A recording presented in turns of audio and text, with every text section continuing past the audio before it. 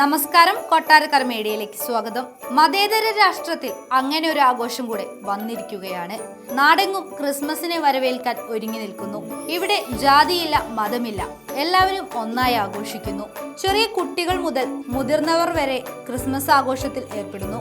ഇന്നലെ ഉച്ചയ്ക്ക് 2 മണിക്ക് കൊട്ടാരക്കര ബാർ അസോസിയേഷന്റെ കീഴിൽ നടത്തിയ ക്രിസ്മസ് ആഘോഷം ജില്ലാ ജഡ്ജ് ആർ ജയകൃഷ്ണൻ ഉദ്ഘാടനം നിർവഹിക്കുകയും അഡ്വക്കേറ്റും Kottarakkara bar association secretary Vengoor V Ajikumar അധ്യക്ഷത നിർവഹിക്കുകയും ചെയ്തു.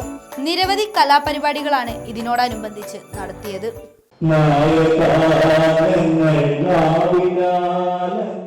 സ്നേഹസംഗീതം പാടുന്നു, നായകാനങ്ങൾ നാവിനാലങ്ങി സ്നേഹസംഗീതം പാടുന്നു. കഴിഞ്ഞ ജനുവരി മാസത്തിൽ ഇലക്ഷൻ നടന്നു. ഞങ്ങളുടെ അധികാരം ഏൽക്കുകയല്ല, ഞങ്ങളിൽ അർപ്പിതമായിട്ടുള്ള കർത്തവ്യം ഏറ്റെടുത്തിട്ട് ഇതുവരെയുമുള്ള പ്രോഗ്രാംസ് എല്ലാം തന്നെ വളരെ ഭംഗിയായി നടത്തുവാൻ കഴിഞ്ഞു. അത് ഞങ്ങളുടെ ഭരണസമിതിയുടെ മിടുക്കുകൊണ്ടല്ല, ഇവിടെയുള്ള ഓരോ അംഗങ്ങളും അവരുടെ കുടുംബത്തിലെ ഒരു കാര്യമാണ് എന്നുള്ള രീതിയിൽ പങ്കെടുത്ത് ഉൾക്കൊണ്ടുകൊണ്ട് എല്ലാവരും പ്രവർത്തിച്ചതിന്റെ ഫലമായിട്ട് മാത്രമാണ് ഇത്രയും നാൾ ഈ 1 വർഷക്കാലം നമ്മൾ ഏറ്റെടുത്തിട്ടുള്ള എല്ലാ കാര്യങ്ങളും വളരെ ഭംഗിയായി നിർവഹിക്കാൻ കഴിഞ്ഞു. മഞ്ജു ചേച്ചി ഉടനെ തന്നെ ബാക്കിയുള്ള ആൾക്കാരുമായി ചേർന്ന് എല്ലാവരെയും സംഘടിപ്പിച്ചുകൊണ്ട് ഓരോരുത്തർക്കും ഓരോ ചുമതല നൽകിക്കൊണ്ട് ഈ പ്രോഗ്രാം വളരെ ഭംഗിയായി ഇവിടെ സംഘടിപ്പിക്കുന്നതിന് വേണ്ടിയുള്ള എല്ലാ കാര്യങ്ങളും ചെയ്തു. അതിൽ ഓരോരുത്തർക്കുമുള്ള പങ്ക് എന്ന് പറയുന്നത് പ്രത്യേകമായി എടുത്ത് പറയേണ്ടതാണ്. പ്രത്യേകം പറയുകയാണെങ്കിൽ ഞാൻ 2 ദിവസം മുമ്പ് തന്നെ അപ്പൊ ഞങ്ങൾക്ക് അന്നേരം വിവേക് ഇവിടെ വന്നിട്ട് ഈ നക്ഷത്രവും ഈ തോരണവും ഒക്കെ തൂക്കാൻ തുടങ്ങിയപ്പോൾ ചോദിച്ചു, നമുക്ക് 21-ാം തീയതി അല്ലേ പ്രോഗ്രാം ഉള്ളൂ, ഇപ്പോഴേ നമ്മൾ എന്തിനാണ് ഇത് തുടങ്ങുന്നതെന്ന് ചോദിച്ചപ്പോൾ അണ്ണാ ഇപ്പോഴേ തുടങ്ങിയെങ്കിലേ ഈ പരിപാടി തീർക്കാൻ കഴിയൂ എന്ന് പറയുകയും അങ്ങനെ വിവേക് ഉൾപ്പെടെയുള്ള ആൾക്കാർ, വിവേകായാലും ബിനോയി ആയാലും പിന്നെ അതുപോലെ തന്നെ ഈ നക്ഷത്രം ശരിയാക്കി കൊണ്ടുപോകുന്നില്ല അവിടെ കൊണ്ടിരിക്കുന്ന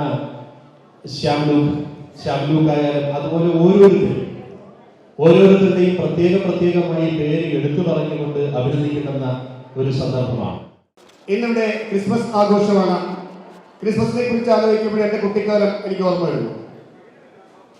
നാനാജാതി മതസ്ഥര് ഒരുമിച്ച് വാഴുന്ന ഒരു ചെറിയ ഗ്രാമത്തിൽ നിന്നാണ് ഞാൻ വരുന്നത്, പാറങ്കോട്. കുട്ടിക്കാലത്ത് സ്കൂളിൽ നിന്നൊക്കെ വന്ന് ക്ലാസ്സിൽ രാത്രി ചോറൊക്കെ കൊണ്ടെടുത്ത് രാത്രി 10-11 മണിയാകുമ്പോഴേക്ക് ഈ സൗണ്ടൊക്കെ ആയിട്ട് ആൾക്കാർ വരും. അത് അമ്മാവന്മാരും അപ്പച്ചന്മാരും പള്ളിയിൽ അച്ഛനും സാന്താക്ലോസിന്റെ വേഷമൊക്കെ ആയിട്ടും ഉറക്കച്ചെലവോടുകൂടി കട്ടിൽ എഴുതിയെന്ന് കാണുമ്പോഴുണ്ടാവുന്ന ഒരു സന്തോഷം നമ്മൾ മിഠായിയൊക്കെ തരുന്നത്.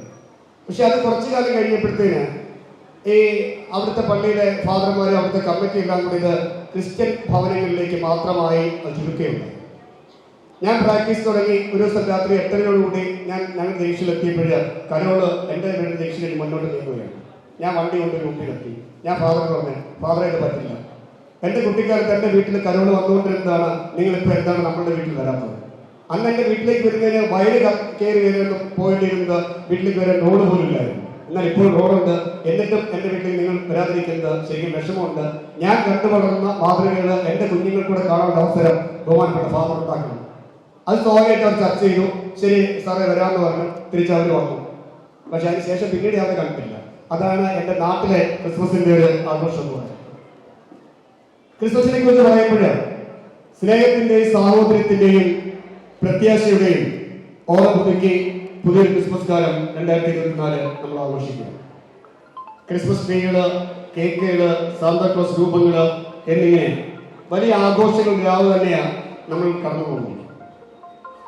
മിക്ക വീടുകളിലും പുൽക്കൂടുകളും, എൻ്റെ വീട്ടിൽ സ്റ്റാറും ചെറിയ കൂടുമൊക്കെ ഉണ്ട്, ക്രിസ്മസ് ട്രീ ഒക്കെ ഉണ്ട്, നക്ഷത്രം മണ്ണുണ്ടക്കൾ തൂക്കി ആളുകൾ വീട്ടിൽ അലങ്കരിക്കുന്നു. ഉണ്ണി യേശുവിന്റെ തിരുപ്പിറവിയുടെ ഓർമ്മ പുതുക്കുന്ന ഉത്സവമാണ് ക്രിസ്മസ് എന്ന് പറയുന്നത്. എല്ലാവരെയും സ്നേഹിക്കുവാൻ നമ്മെ പഠിപ്പിച്ച യേശുക്രിസ്തുവിന്റെ ജന്മമാണ് ഈ ദിവസങ്ങളിൽ അനുസ്മരിക്കുന്നത്. നമ്മുടെ ക്രിസ്മസ് എന്ന് പറയുന്നത് സ്നേഹത്തിൻ്റെയും സഹനത്തിൻ്റെയും വിനയത്തിൻ്റെയും ഒരു പ്രതീകമാണ്. നമ്മൾ പറയുമ്പോൾ പെട്ടെന്ന് 3 വാക്കുകൾ നമ്മൾ പറഞ്ഞു കഴിഞ്ഞു. പക്ഷെ ഇതിന് ഓരോന്നിനും അതിൻ്റെതായ വ്യാപ്തിയുണ്ട്. നമ്മൾ ഇന്ന് കടന്നു പോയിക്കൊണ്ടിരിക്കുന്നത് ഒരു പ്രത്യേക മാനസികാവസ്ഥയുള്ള ഒരു സമൂഹത്തിൽ കൂടെയാണ്. നമുക്കറിയാം, സഹനം യേശുക്രിസ്തു ജനിച്ചതിന് ശേഷം എന്തോരം സഹനം അനുഭവിച്ചിട്ടാണ് കടന്നു പോയിക്കൊണ്ടിരുന്നത്. അത്രയൊന്നും ഇല്ലേ പോലും കുറെയെങ്കിലും നമുക്കും കഴിയണം. നമ്മുടെ സമൂഹത്തിൽ ഇന്ന് പലപ്പോഴും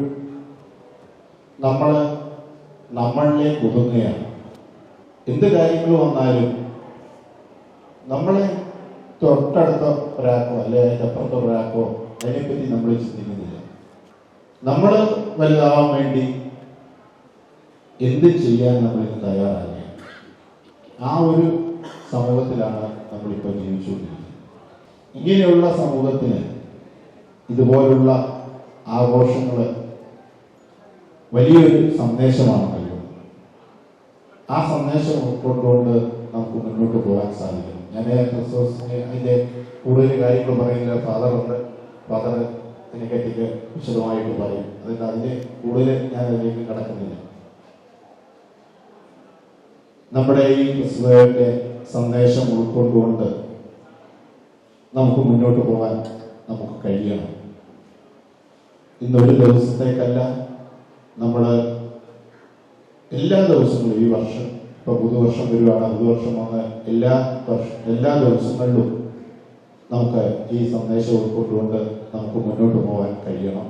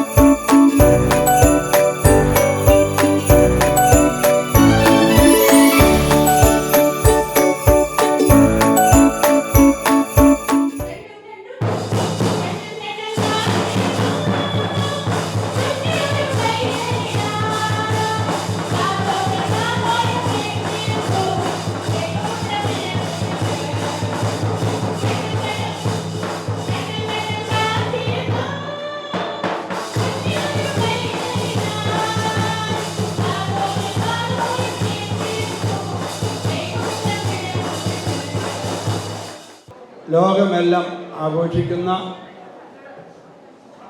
ഒരു ജന്മദിനമാണ് ക്രിസ്മസ്. സകല ജാതികൾക്കുണ്ടാകാനുള്ള മഹാസന്തോഷം ഞാൻ നിങ്ങളോട് അറിയിക്കുന്നു എന്നാണ് സ്വർഗത്തിലെ മാലാഖ ബേത്ലഹേമിൽ ആടുകളെ നോക്കിക്കൊണ്ടിരുന്ന ആട്ടിടയന്മാർക്ക് കൊടുത്ത ദൂതം. സകല ജനത്തിനും ഉണ്ടാകുവാനുള്ള മഹാസന്തോഷം, അതാണ് ഇന്ന് നാം ഇവിടെ ആചരിക്കുന്നത്. ക്രിസ്തു ജാതനായത് മനുഷ്യകുലത്തിൻ്റെ രക്ഷയ്ക്കായിട്ടാണ്. ക്രിസ്തു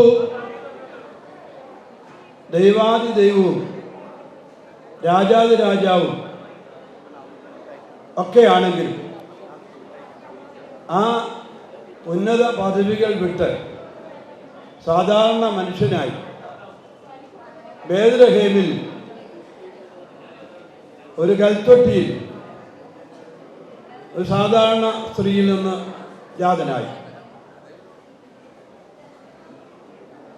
ആ ശിശുവിൻ്റെ ജന്മത്തെക്കുറിച്ച് ഉദ്ഘോഷിക്കുവാൻ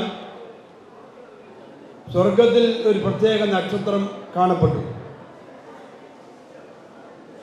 കിഴക്കൻ രാജ്യത്തിൻ്റെ, അതായത് പേർഷ്യൻ രാജ്യത്തിലെ വാനനിരീക്ഷ ശാസ്ത്രജ്ഞന്മാർ ആ നക്ഷത്രത്തെ മനസ്സിലാക്കി അതിൻ്റെ ചലനമനുസരിച്ച് ആ മഹാരാജാവിൻ്റെ ശിശുവിനെ കാണുവാൻ അവർ പുറപ്പെട്ടു. ഹെരോദാവിൻ്റെ കൊട്ടാരത്തിൽ ചെന്ന് ശിശുവിനെ അന്വേഷിച്ചു. രാജകീയ ശിശുവായതുകൊണ്ട് കൊട്ടാരത്തിനാകുമെന്നാണ് അവർ വിചാരിച്ചത്. അവിടെ അവനെ കണ്ടെത്തിയില്ല.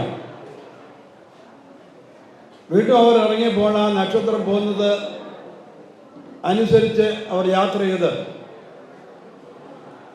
ഒരു പുൽക്കൂട്ടിൽ കീറ്റുശീലകൾ ചുറ്റി വൈക്കോൽ മെത്തയായി സ്വീകരിച്ചു കിടക്കുന്ന ഒരു പൈതലിനെ ആണ് അവർ കണ്ടെത്തിയത്. ആ കുഞ്ഞിനെ കണ്ടിട്ട് അയ്യോ, വൈക്കോലിൽ കീറ്റുശീലയെ ചുറ്റി കാലിത്തൊടുക്കി കിടക്കുന്ന കുഞ്ഞ് ഇത് ഒരു പീറക്കൊച്ചാണെന്ന് പറഞ്ഞ് പോകുകയാണ് ചെയ്തത്. അവർ അവൻ്റെ മുമ്പിൽ വണങ്ങി കുമ്പിട്ട് തങ്ങൾ കൊണ്ടുവന്ന പൊന്ന്, മൂര്, കുന്തിരക്കം എന്ന ദിവ്യമായിരിക്കുന്ന കാഴ്ചകൾ അർപ്പിച്ച് സന്തോഷത്തോടെ മടങ്ങിപ്പോയി നോക്കണം. യേശു ക്രിസ്തു ദൈവപുത്രനും രാജാതിരാജാവുമാണ്. അവനൊന്നും അല്ലാത്തവനും ഒന്നുമില്ലാത്തവനുമായി സാധാരണയിൽ നിന്നും താണ നിലയിൽ ഒരു കന്യകയിൽ നിന്ന് തനിക്ക് ജനിക്കുവാൻ പോലും സ്ഥലം കിട്ടാതെ ബേത്ലഹേമിലെ ഒരു പുൽത്തൊഴുത്തിനോട് ചേർന്നിട ഒരു കല്ലിൻ്റെ ഗുഹയിൽ ജനിച്ചു എന്നാണ് സത്യം.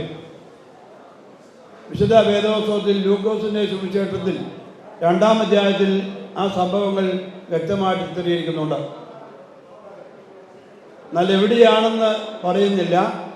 കൽത്തൊട്ടിയിൽ പുൽത്തൊഴുത്തിനോടനുബന്ധിച്ച് ഒരു കല്ലിൻ്റെ ഗുഹയുണ്ടായിരുന്നെന്നും ആ ഗുഹയ്ക്ക് 2 തട്ടുണ്ട്.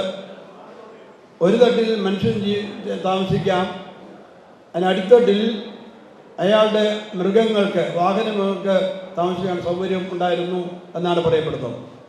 അങ്ങനെയുള്ള ഒരു ഗുഹയിലാണ് യേശുവിൻ്റെ ജനനം നടക്കുന്നത്. യേശുവിൻ്റെ പിതാവായ യൗസേപ്പിന് ബേത്ലഹേംകാരനായിരുന്നുകൊണ്ട് ഈ ഗുഹയെക്കുറിച്ച് അറിയാമായിരുന്നുകൊണ്ട് പ്രസവ സമയത്ത് മറിയമ്മനെ അവിടെ കൊണ്ടുപോയി അവിടെ പ്രസവിക്കാൻ ഇടയായി. ഇന്ന് ആ ഗുഹ തിരുപ്പിറവിയുടെ ദേവാലയം എന്ന നിലയിൽ അതൊരു ദേവാലയമായിട്ട് അവശേഷിക്കുന്നുണ്ട്. തീർത്ഥാടനത്തിന് പോകുന്ന ആളുകൾക്ക് ഇന്നും അത് കാണാൻ കഴിയും. അവിടെയാണ് ശിശു ജനിച്ചത്. ഒന്നുമില്ലാത്തവനായി ഒന്നും അല്ലാത്തവനായി നിസാരിൽ നിസാരനായി ജനിച്ചു. അഖിലാണ്ടത്തിൻ്റെ സർവ്വജനത്തിൻ്റെയും സർവ്വജീവജാലങ്ങളുടെയും പരിചാരകനായിരിക്കുന്ന, സംരക്ഷിക്കുന്ന, എല്ലാത്തിനെയും ഊട്ടിപ്പോറ്റുന്ന ആ ദൈവം ഒരു സാധാരണക്കാരനായി ശിശുവായിട്ട് ജനിച്ചു. അതാണ് ക്രിസ്മസ്.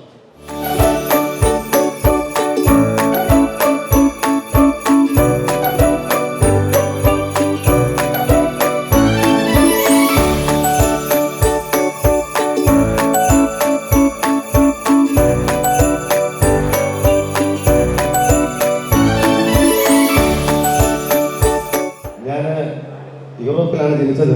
എന്നെ സെന്റ് നിക്കോളാസ് എന്നാണ് അറിയപ്പെടുന്നത്. എന്നാൽ എന്നെ ഇഷ്ടമുള്ളവരെല്ലാം സാന്താക്ലോസ് എന്നാണ് വിളിക്കുന്നത്. ഞാൻ ഇവിടെ വന്നപ്പോഴാണ് അറിയുന്നത് ഈ കൊട്ടാരക്കരയിൽ ഇത്രയും മനോഹരമായ രീതിയിൽ ഒരു ക്രിസ്മസ് ആഘോഷം നടത്തുന്നു എന്നത്. പക്ഷെ ഇവിടെ എത്തിയപ്പോൾ എനിക്ക് മനസ്സിലായി, എന്നെക്കാളും നല്ല മിടുക്കനായ ഒരു ക്രിസ്മസ് ഫാദറിനെ പോലെ ഒരാളിവിടെ ഉണ്ട്. എന്റെ താടിയെ പോലെ നടുത്ത ഒരാളാണ് ഇരിക്കുന്നത് എന്ന് അത് കണ്ടുപോയി അധികം സന്തോഷം തോന്നുന്നു. അത് നിങ്ങളുടെ സന്ദേശം നൽകിയ ആളാണെന്നാണ് പറയുന്നത്. ഞാൻ 19 കൊല്ലം ഇവിടെ വന്നു കഴിഞ്ഞപ്പോൾ കൊട്ടാരക്കര കോളേജ് പ്രാവശ്യം പോയായിരുന്നു. അന്ന് ഈ പറയുന്ന നിങ്ങളുടെ ഈ ക്രിസ്മസ് സന്ദേശം നൽകിയ ആള് നല്ല സുന്ദരനായ കറുത്ത താടിയുള്ള ഒരാളായിരുന്നു. ഇപ്പോൾ ഇത്ര ആയപ്പോൾ എനിക്ക് തോന്നുന്നു ഇനി ഞങ്ങൾ അവരോട് വരേണ്ട കാര്യമില്ലായിരുന്നു.